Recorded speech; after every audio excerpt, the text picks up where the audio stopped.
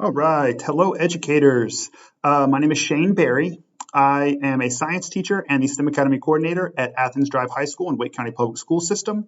I'm here to talk about project-based learning today and what that means potentially for our remote learning that's going to be coming up in the fall of 2020 here. So I want to make sure to run through some useful sources, hopefully make a video in the hopes that you can pause and work when necessary, refer to it later, and make it as useful of a professional development as possible. So that's the hope. Let's get to it to try to make this as quick as possible.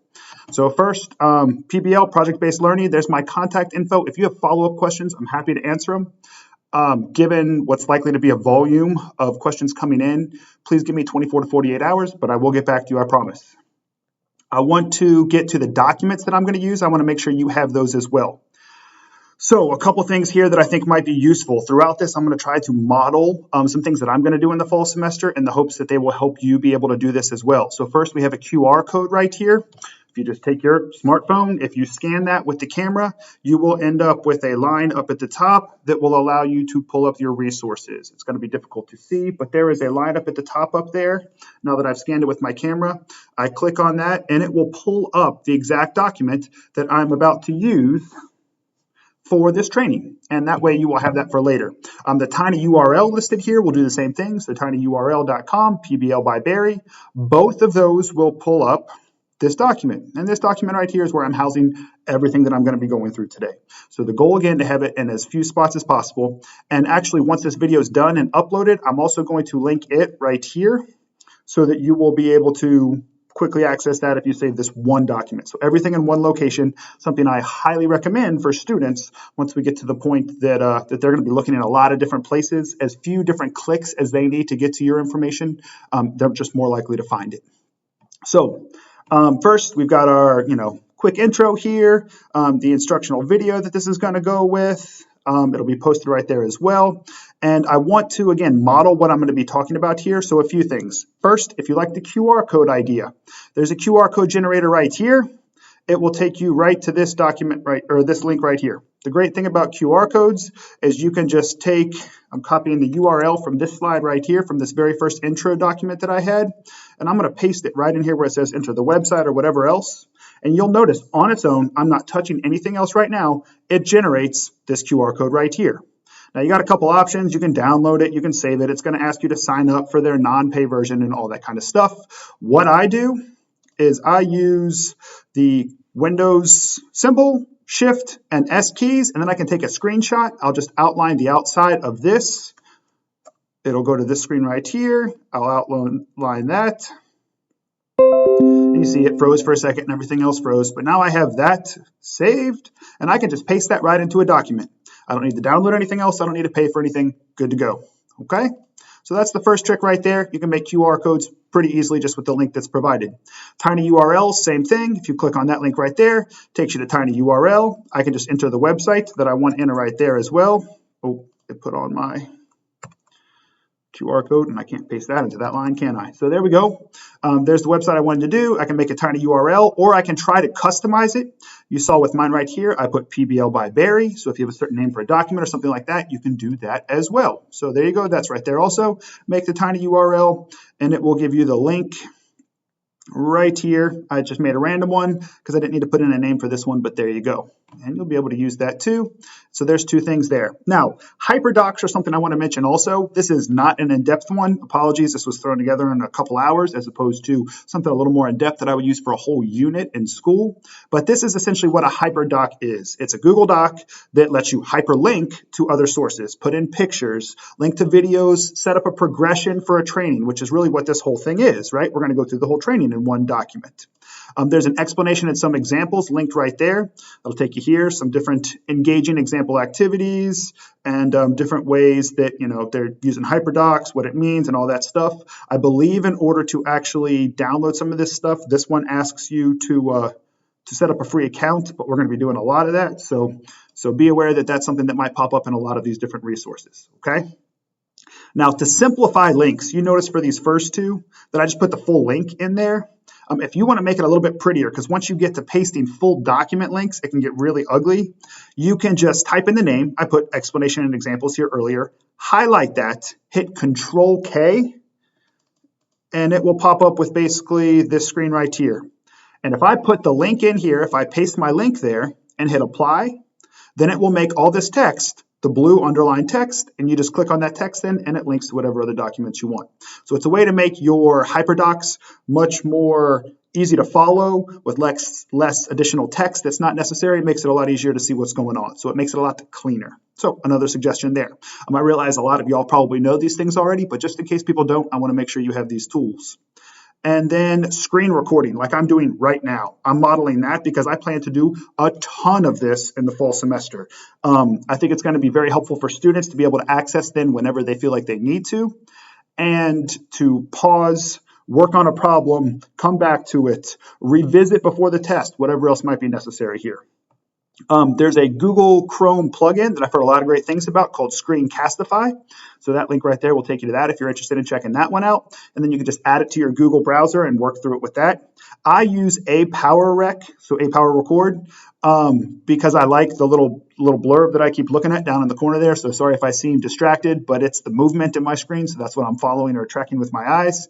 But it sets this up so that you can see yourself talking and stuff too. And I feel like that is something that I want to make sure I have with my students, that they see my face and see me interact. And it will help kind of build the bond between me and my students, hopefully. But it is one that I paid for to use. I paid for the lifetime license. So it's I want to say less than $100, but not incredibly cheap. Now, there are two other ones I put on here also that are free download softwares. Again, the Screencastify, you would just add to Google Chrome. So if you don't want to pay for it, I totally get that. No worries. But there are a couple different options here to look into. Okay, so that's kind of our intro here. Time to hit some PBL basics. The first thing I want everybody to do is to go ahead and pause me right now. And then as soon as you're done pausing me, watch this PBL intro video that's right there. Okay, I'm going to count to about 5 and go ahead, watch that, and then we'll come back.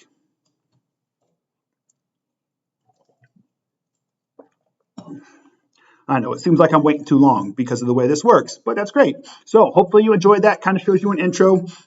I hate the idea that it kind of mentions that your classroom might be boring, but I think it's more the general idea of education and just sitting there and having to absorb, and that can be boring for a lot of people. We've been in professional development where that is boring before, so you understand that as well. But the goal is to make this more engaging for students. And that's something I think we can really do here through this PBL, despite the fact that we'll be remote learning and not with them all the time. Now, PBL Works is essentially the leader in this. And so I'm going to link them and reference them often as we go through these. But I wanted to define what PBL actually is here. So it's a teaching method in which students learn by actively engaging in real-world and personally meaningful projects. So we're looking at bringing the real world into the classroom. And that's, I feel like, the biggest complaint of learners is that, why am I going to need this? What am I going to do this for? We've all heard this in our classrooms, right? I don't need to know that. Well, let's show them that they do, because we think that they do. It's important stuff. I 100% agree with that. So we're going to try to give them, connect our curriculum to relevant activities outside of the classroom by doing this, okay? So it can go in depth or be shallow. I get that a lot of y'all, everybody's panicking right now for the fall semester. It's a few weeks out. It's going to be tough. It's going to be challenging. It's going to be the biggest challenge of our careers. Whether you're new, whether you're old, this is it. This is as tough as it gets. So if this seems overwhelming, then just try a small one. I'm going to show you at the end here. Yesterday, I brainstormed for about 30 minutes. I typed some things in. I put together the structure of what would be the start of a new PBL. That'll be like a 2 or 3 day PBL unit, and it'll be a quick one. And I'll show you exactly what I mean by that and how I would get going with that. And then I'll show you some more advanced ones also, in case you've done this before and you just need a little bit more, okay? But this, I think, is really important, okay? I'll keep it fairly basic here. But no, there are resources included here to go more in depth if you want. It's up to you how much you want to put into this, okay? Your students' buy-in will depend on your effort with this, and that's going to be it. If you throw a couple links together real quick, there's not going to be a ton of buy-in. If you prepare for this really, they will be into this as well. I promise you, I've seen it before, not just in my classroom, but in other people's also, because I do coach PBL throughout Wake County as a summer STEM coach. So I promise it will be there if you put the effort into it also. I wanted to provide the links for sources for these things as I go through them because I didn't come up with a lot of this also. I'm sharing this information with you. So you see PBL Works shared right there. I'm going to run through 2 things real quick. And I say real quick because it looks like a lot of information, but there's two tables here. There are 7 essential project design elements that are outlined by PBL Works. So when you're designing and putting together your project, these are the 7 things you want to really consider. And then there are 7 project-based teaching practices. So the practices that you want to employ as you do PBL. Okay? So to start us off, our design elements. The first one here, we need a challenging problem or a question. You need to challenge them with something. And again, we'll show some examples of this and see how this works.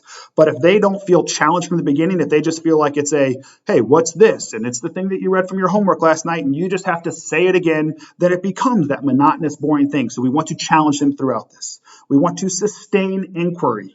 Okay, we want things rigorous, and rigorous is a great word to put right there. Okay, we want to make sure that they need to find resources, and you'll give them some, but then they need to expand on that. They need to want to seek out and find a solution, and that's what we have here for our sustained inquiry. We want it to be authentic, and I've already mentioned connecting it to the real world. That is the key. If they just see basic activities or basic memorization, they don't see the need for that in the real world. If you make that connection and give it an authentic piece, that will really help. This is the one right here I feel is the most important, to be honest, and that varies between different people, but I think student voice and choice is the most important part of this. If they have a choice in how they're going to do something and what they're going to do and what piece of outcome they want to produce at the end here, then they are much more likely to put time and effort into it.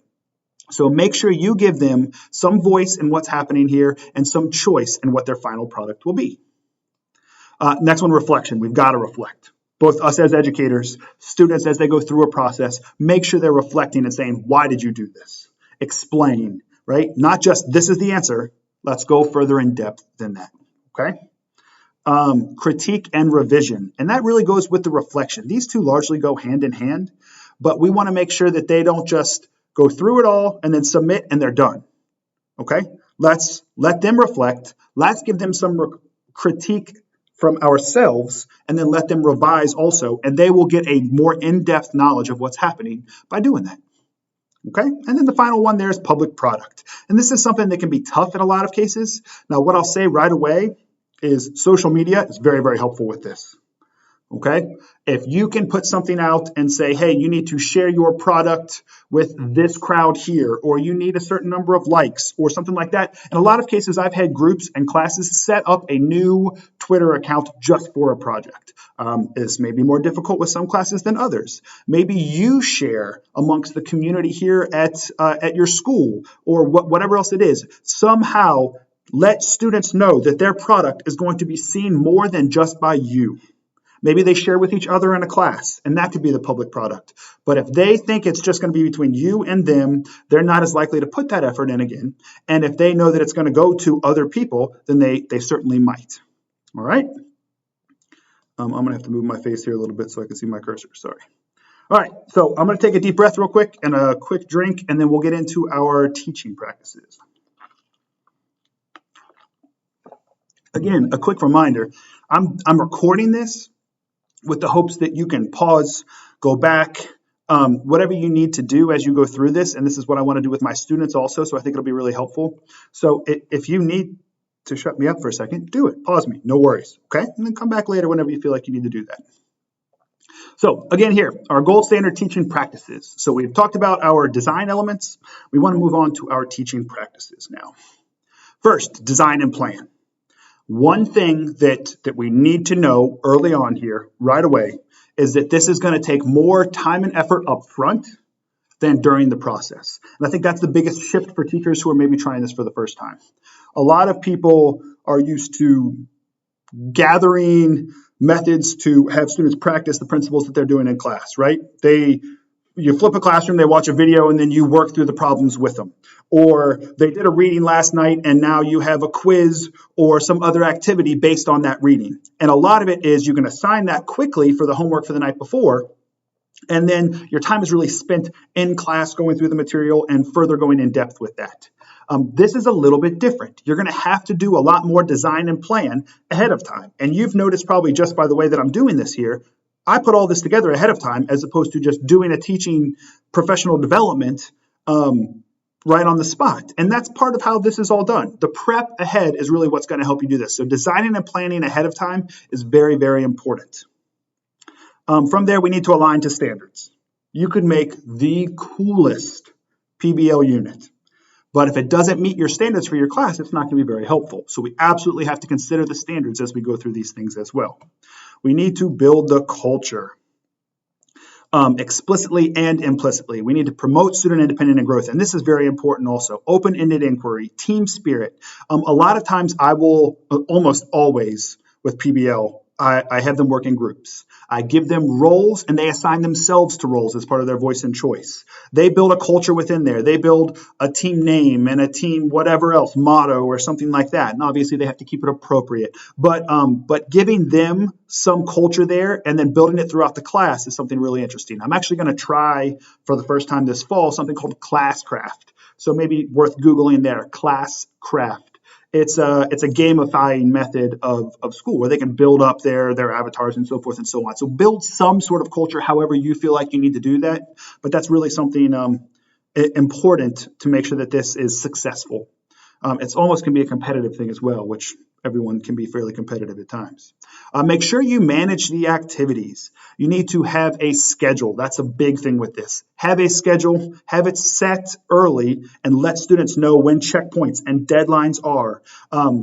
Maybe make a hyperdoc like this and link that in order and then say, okay, at this day, you need this reflection sheet and link that reflection sheet right on there. So it's easy for them to follow too. And so they have that organization and that structure that they really need.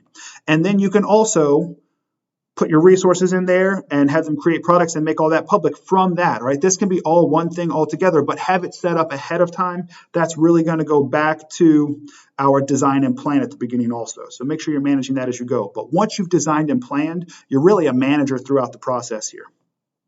Make sure you scaffold for student learning. All right, that is really important. You've got to remember that scaffolding is an important part of this and that you're going to have different students at different ability levels. A lot of times I will try to pair, like we'll look through if it's later in the semester, the groupings that I'll make.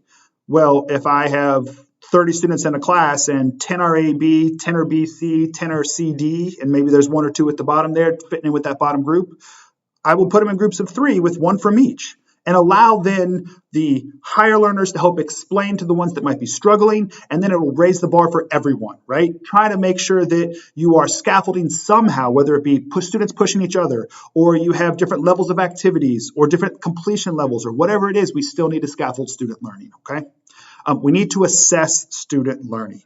And the one great thing that PBL will offer that is going to be very difficult for us to do with remote learning in the fall here of 2020 is assessing, because you can make a public product with an in-depth explanation or a video that explains something or technical work that can be shown and displayed and meet a rubric that you've designed for whatever it is that you're doing here without having to test, because I worry just like y'all do about how we're going to test, right? You've got everybody online, you've got collaboration potentially between students.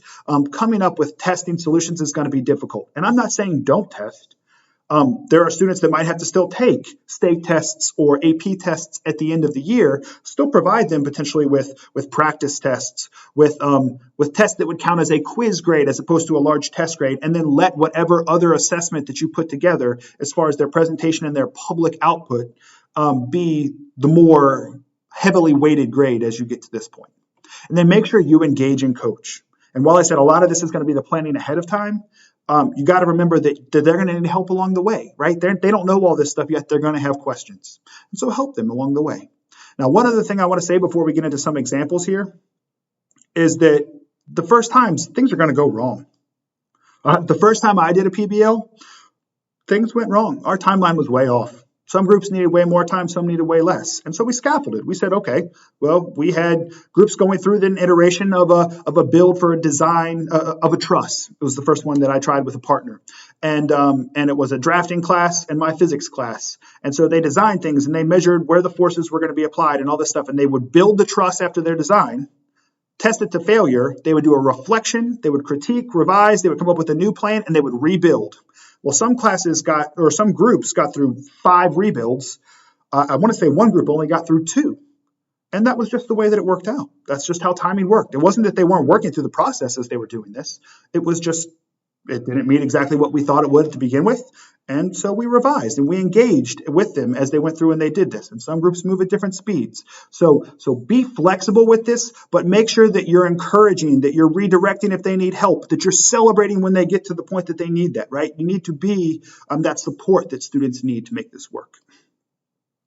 So if I've gotten this far and you're kind of like, okay, I've heard of PBL, I've tried PBL once or twice, and I know this stuff that's going on, this document right here was put together by Erin Gannon. She is a colleague that I work with the Summer STEM with. So it's, again, a Wake County public school system training program in the summers where we bring in some teachers who are interested in trying out PBL. We have them pair with some industry professionals. They use that information to help design that connection to the real world, so forth and so on. She is a PBL Works national faculty member, and she put together this great document right here that first, it starts with an outline of those processes that we just went through.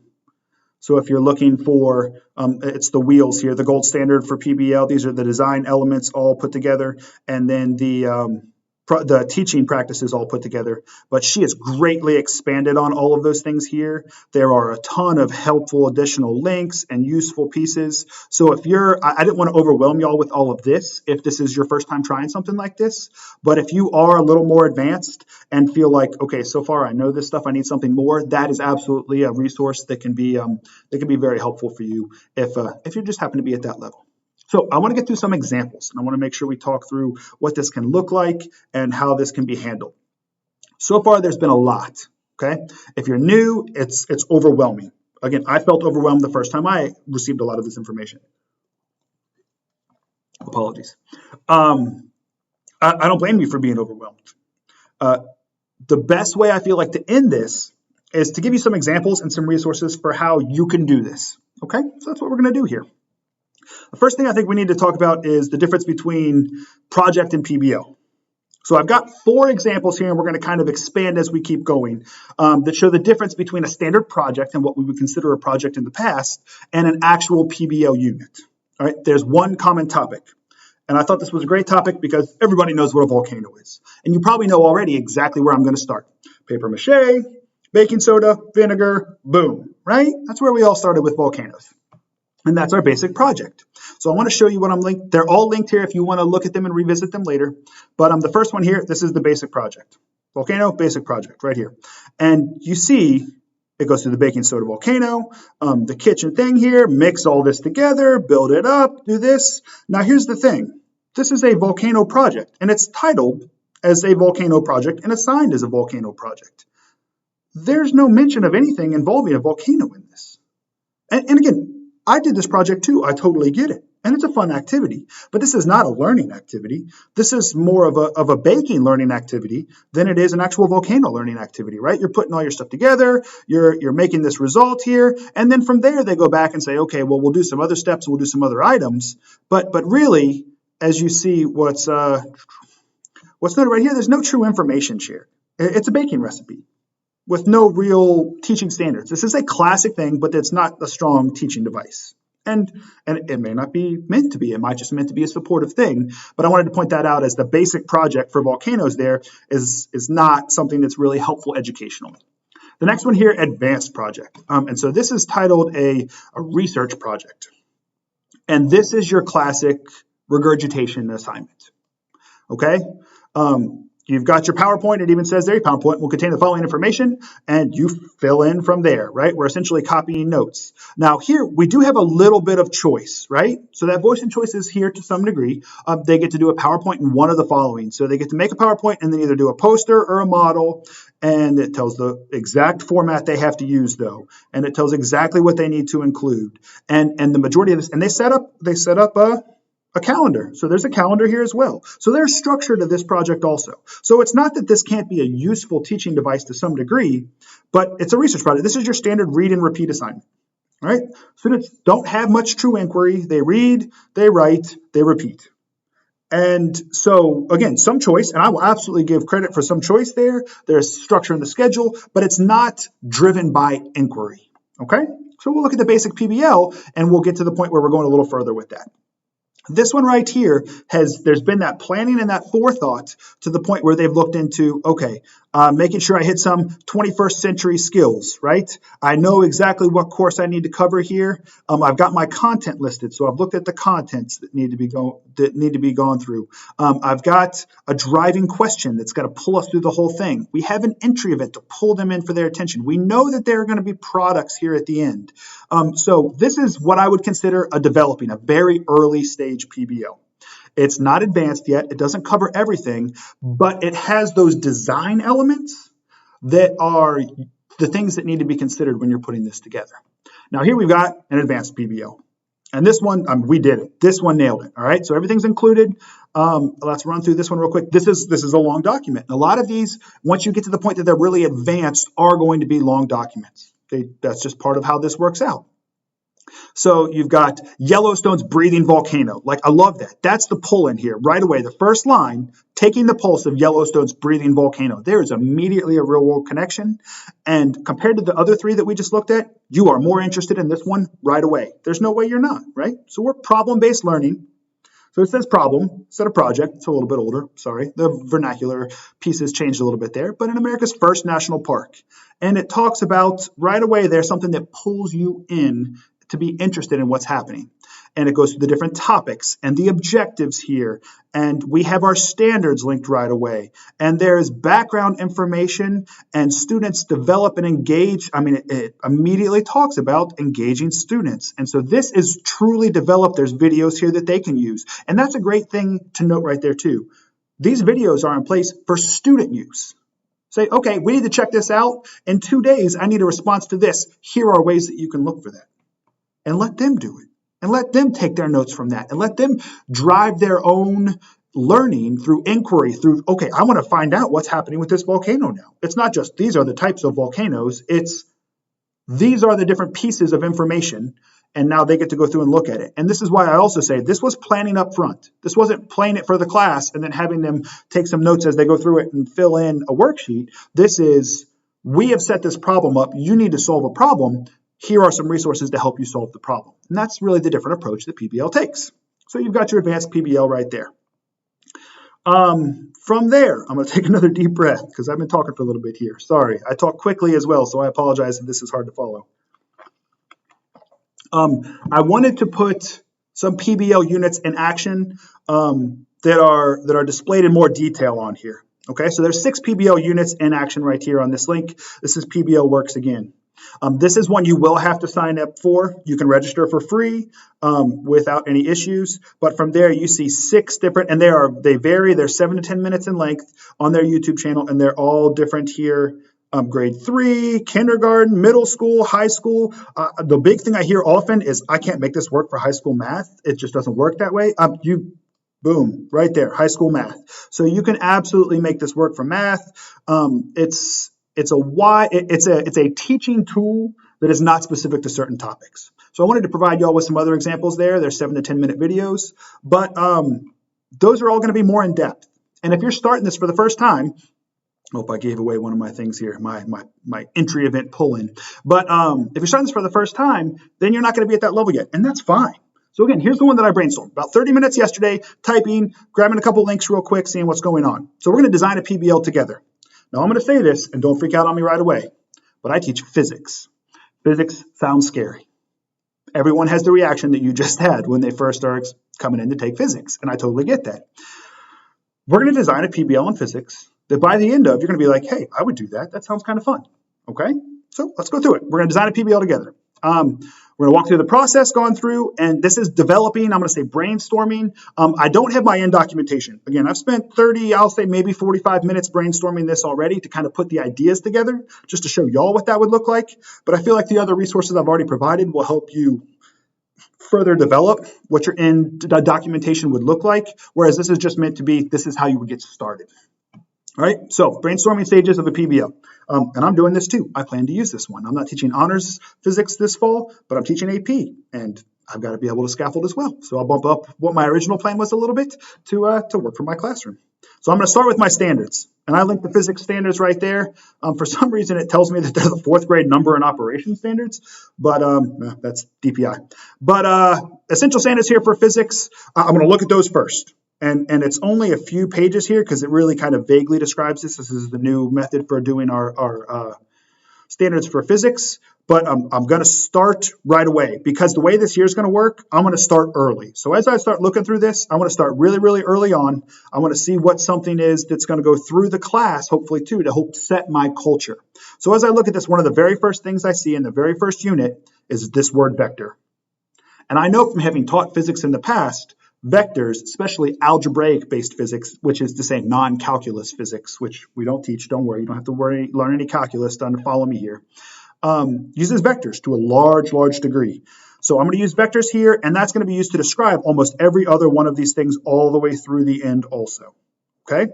So vectors, I want to do this early. I want to grab the student's attention right away. I want to get them into this idea of PBL early on. I'm going to do something with vectors. Boom. Decided. All right? So again, you see, given the remote learning, I'm going to try to find an early portion here. So vectors are where I came up. Now, this is a common thread throughout the course. It's a great place to start, and I'm teaching basic skills that they'll need all the way in here. I'm going to pull them in, and on the first day that I would introduce this image would be all I would show. And if you have seen Despicable Me, you know exactly what this is, right? This is Vector. He commits crime with both direction and magnitude. I love that line. I actually have the video clip somewhere too. But this is how I would pull them in. I would just put that up there, and I would say, okay, this is what we're going to do. We're going to be Vector. We're going to do something, not commit crime. Not going to encourage students to do that, but with both direction and magnitude. That's what we're going to be looking at here, okay? And so I've got my entry events, and I want to pull them into the real world side of things. Now, I just showed you a cartoon, not real world, obviously, right? But I started thinking about where vectors are relevant in real life, and I came up with GPS. Now, as you're going from one place to another, you've got either the directions that come with your Google Maps on your phone, you want to measure your speed as you're running or as you're riding a bike maybe, or just the speedometer in your car or whatever else it might be. These are all things that involve vectors. So I came up with a quick example of an entry event. This is what I might use. I'll probably tweak this a little bit because again, I threw it together quickly, but Cell Everywhere. This is a developing cell phone maker. They're looking to break into the market and compete with Apple and Samsung. As part of their development, they're looking to make their own GPS software rather than pay for already developed software.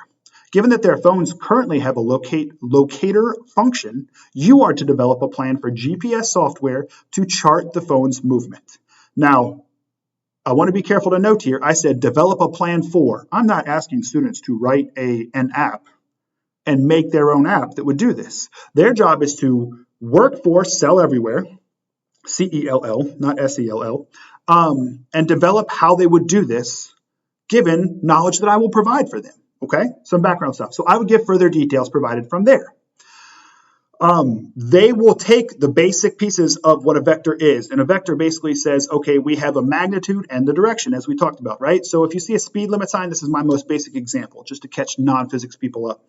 You see a speed limit sign, that's a scalar. It says you can only go so fast. It doesn't specify what direction you're allowed to go that fast in. The GPS that gives you directions on your phone does. It says turn left here, go this far, turn right there. That would be an example of a vector, which is giving you those directions, versus a scalar, which would be just your speed limit sign, just the value, okay? And so we're going to have students work between those two things and go from there. Now, something I really want to emphasize right here is I can use my previous material. I'm not going to completely rewrite everything to do this. I have PhET labs. This PhET lab right here, it's a vector addition simulation, right? If you are a science person and you don't know what PhET is, check it out. phet.edu, just Google PHET, and it will be the first thing that pops up. But you see right away, okay, well, on their way going somewhere as their phone moves from A to B, it goes this far, B to C there. That's how it actually went. This is explaining vectors and will allow them to work through some parts of this. I might say as part of this PBL unit, chart your movement, something like that. No problem. They can do that with something like this. I'm going to use my previous notes. I linked here some previous notes. And on slides 5 to 10, I'll say, hey, check out those slides. They give you some information on vectors. If you get down here 5 to 10, scalars and vectors and vector directions and all this stuff, I have those developed. I'll let them go through that. I won't have them sit and listen to me talk through them. I will give them that resource to use on their own. And then I use videos, right? So I've got some previously used videos right there. Mr. Anderson, Bozeman Science. Again, if you're a science teacher, you don't know Bozeman Science, boom, you're welcome. This is a great resource. This guy is way better at making videos than I am, I promise. But he's helped me introduce many topics, right? And so I've got a video right here. It's going to take me to basic vectors, scalars and vectors. And what's great is he does the same type thing here. Look at that, Angry Birds. It's a fun way to pull students into something like this, right? So I've got these resources I've already put together, and I'm going to come up with some sort of assessment without testing here. So the greatest strength of PBL potentially, in the current environment especially, is that you can assess without testing, right? I would say set up a procedural outline for how you're going to develop this. And then in that process, students are going to have to say, okay, as the phone moves, I'm going to have to measure from A to B where it moves, how long it takes to get there, and then I can help track what that vector actually is. And just by going through the thought process of, all right, my phone has gone from location A to location B, and it took a blank amount of time, that's what I want to teach them. They have put together a vector just by doing that, A to B, some amount of time. There's some distance between A and B.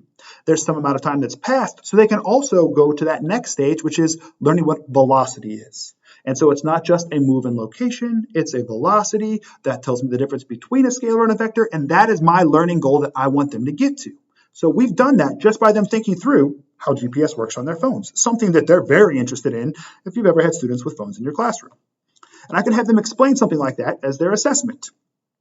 From here, I need to look back through the portions of PBL design and teaching, and this is what I need to do, right? I need to go back and further design this and make sure I put together a structure and a schedule and all that. And I haven't done that yet, but this is the brainstorming that would lead to that. Okay? And so I just want to put that there is I have to do this stuff too, right? Know that any idea can be made into a PBL so long as that real world connection is there and that it helps develop your students' understanding of the curriculum you teach. That's what's really important. And I got to end with my guy, Bill Murray here.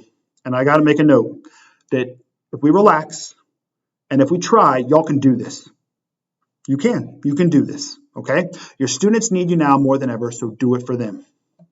You got this.